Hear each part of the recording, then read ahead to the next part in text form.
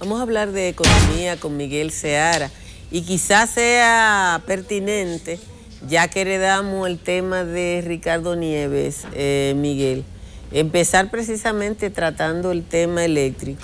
Digo esto, yo comentaba esta mañana que cuando empezó el proceso de privatización en República Dominicana, en el discurso de Leonel Fernández anunciando la privatización, se decía que el gobierno aportaba 200 millones de pesos al esquema que existía anteriormente. Entonces sucede que 200 millones de pesos que el gobierno le pagaba, subsidiaba a la CDE, es casi la cifra que se paga por el alquiler de un inmueble, más o menos es eso, dentro del sistema privatizado. Yo quisiera saber cuánto nos ha costado el esquema privatizador de la energía. ¿Habrá algún número de cuánto se ha malgastado y todavía tenemos apagones? No tengo ese número. Ahora, indudablemente, el problema eléctrico, primero, el problema eléctrico no es un problema, es una situación donde hay soluciones. O sea, no estamos hablando de una tecnología inaccesible. No estamos hablando de un problema que ningún país lo haya resuelto. Al contrario, son pocos los países que no lo hayan resuelto. Entonces estamos hablando de un problema básicamente de economía política. No es un problema tecnológico, es un problema de economía política, de relaciones de poder. En el fondo, el problema eléctrico es un problema de relaciones de poder, de la incapacidad de un Estado para imponer un orden, para crear las condiciones para que un sector pueda operar. Y esas condiciones no se crean porque es una fuente de negocio y de poder. Uno de los datos interesantes del sector eléctrico en estos momentos es que los gastos operativos del sector representan alrededor del 23% de los ingresos totales de la energía vendida. Eso significa que es 2 veces, más de 2 veces, el nivel que el propio pacto y que el propio gobierno dice que debería tener, que es el 10% de los ingresos corrientes, de los ingresos totales de la empresa. Los ingresos totales, los gastos, los costos totales, sin incluir inversión, se descomponen en gastos de operación, intereses y la compra de energía, ¿no?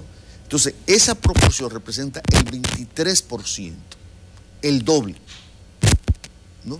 de lo que debería ser. Es el costo operativo, lo que le cuesta a la empresa existir. Exactamente.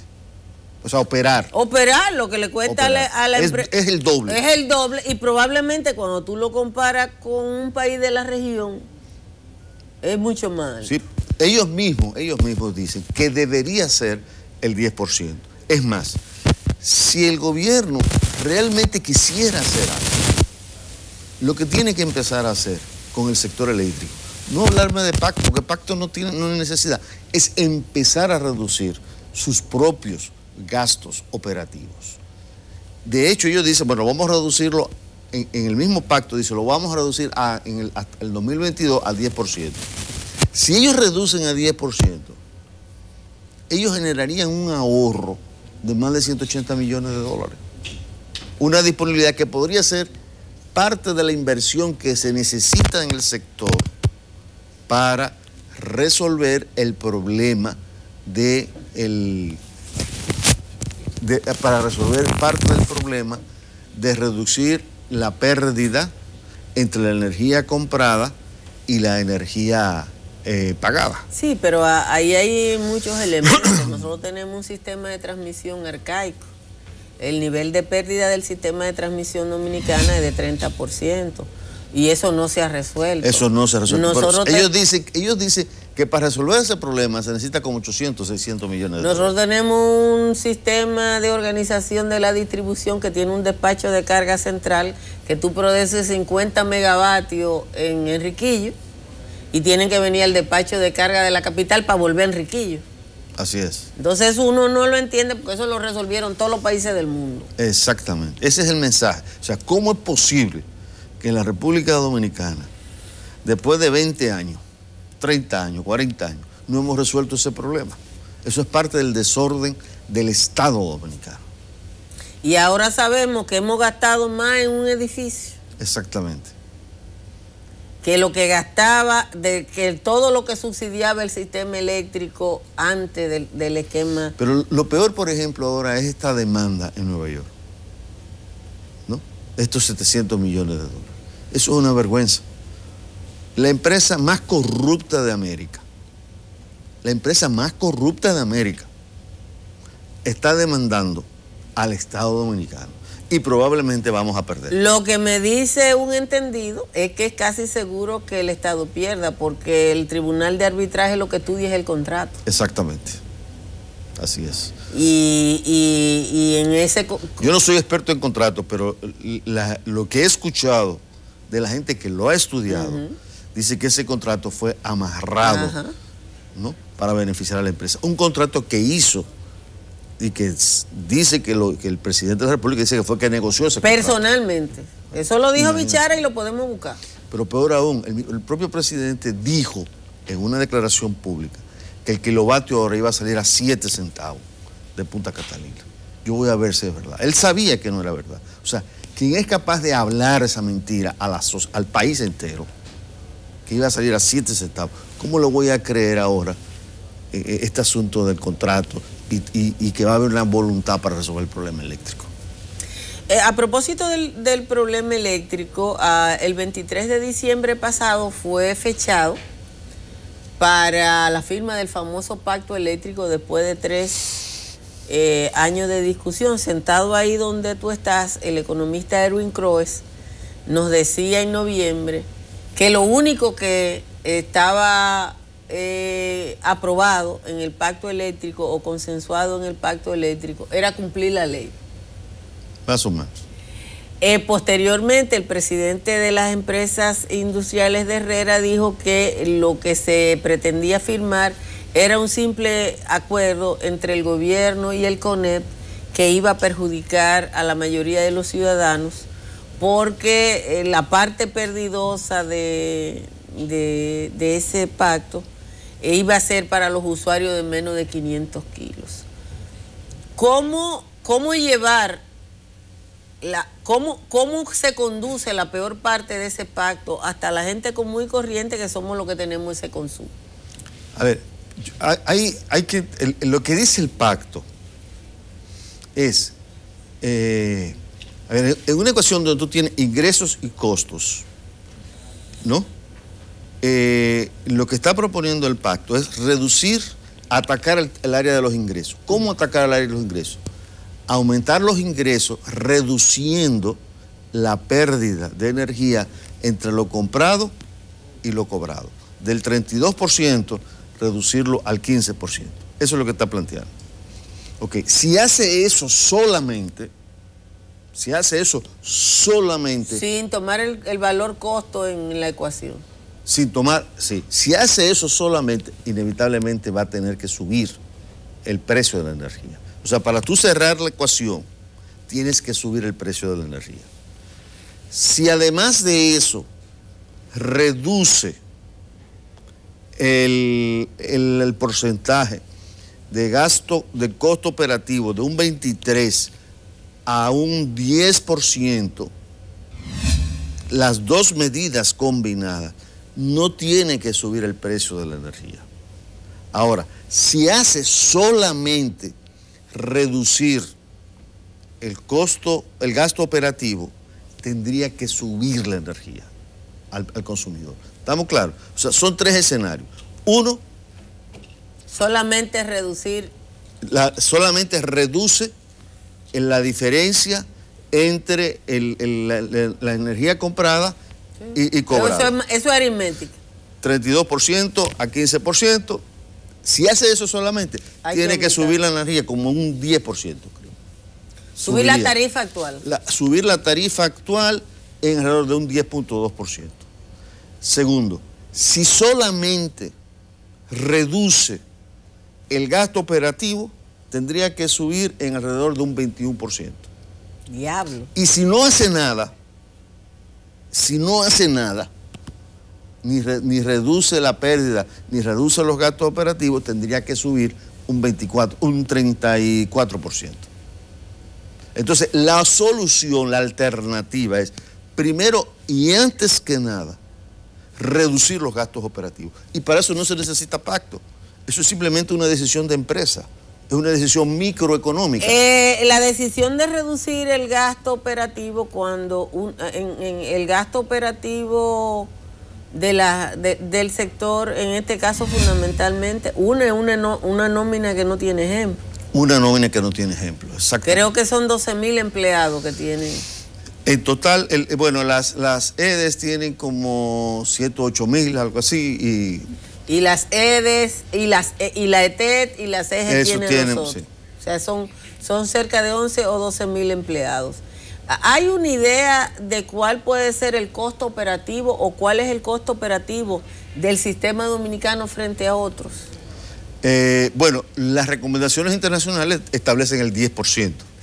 O sea que nosotros estamos en más del doble. En más del doble porque estamos pagando a cifras del año pasado el 23% de gastos operativos. Sin incluir intereses, ¿no? Sin incluir la compra de la energía. Y sin incluir la pérdida del sistema.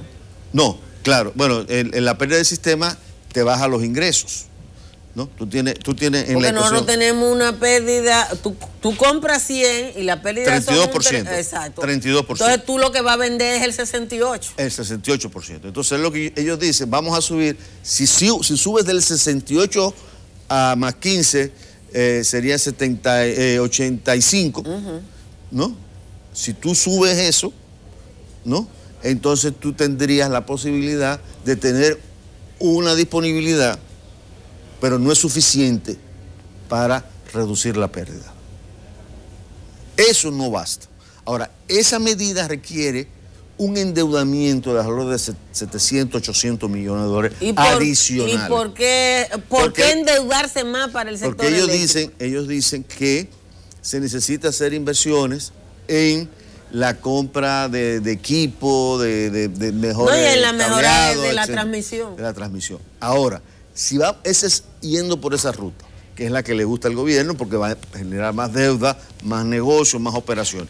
Y lo que creo que es más aconsejable es lo contrario, que es reducir gastos corrientes, gastos operativos. Si reduce los gastos operativos al 10%, puede tener una disponibilidad de 180 millones de dólares. Bueno, pero tú eres economista y has estado analizando la economía dominicana hace ya mucho tiempo.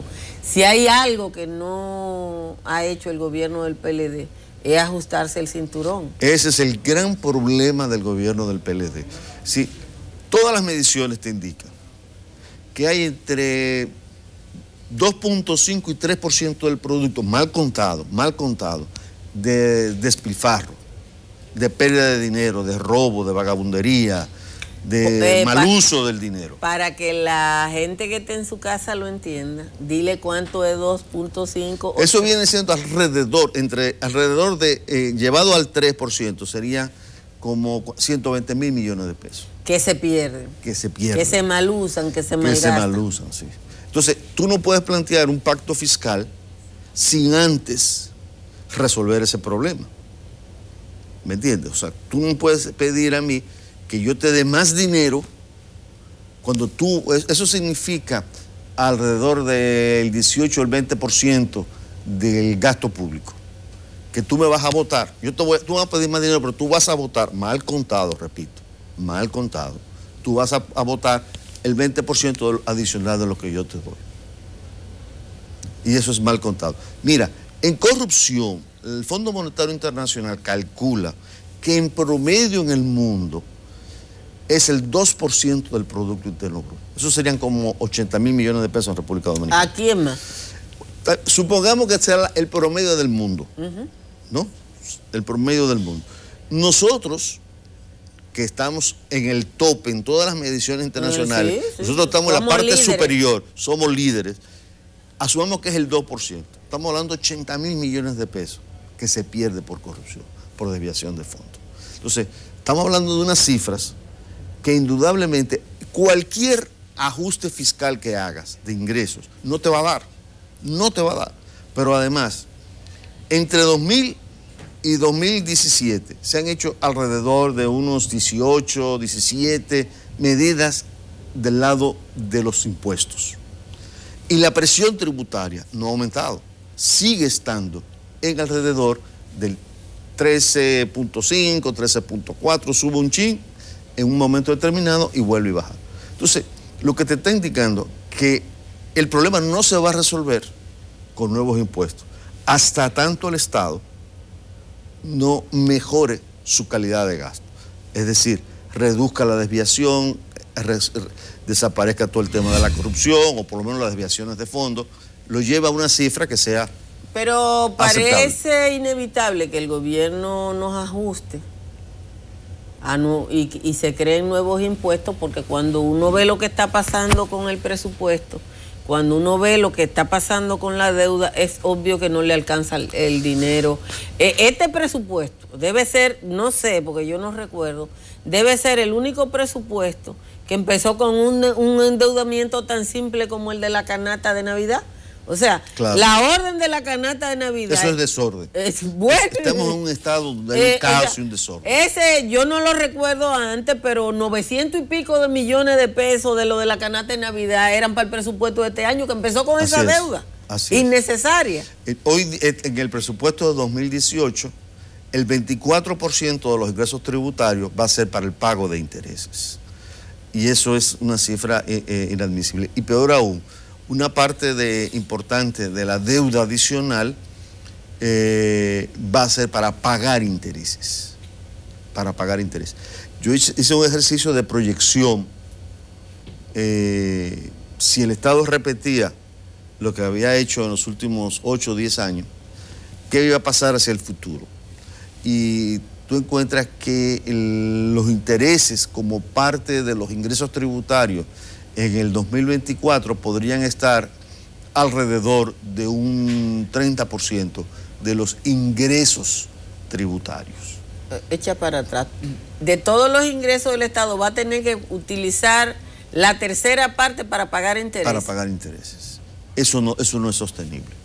Eso no es sostenible. Pero no solamente eso. Si bien la proporción de impuestos, la proporción de intereses que tiene que cubrir con nuevos préstamos se estabiliza en términos relativos, en términos absolutos va creciendo cada vez más.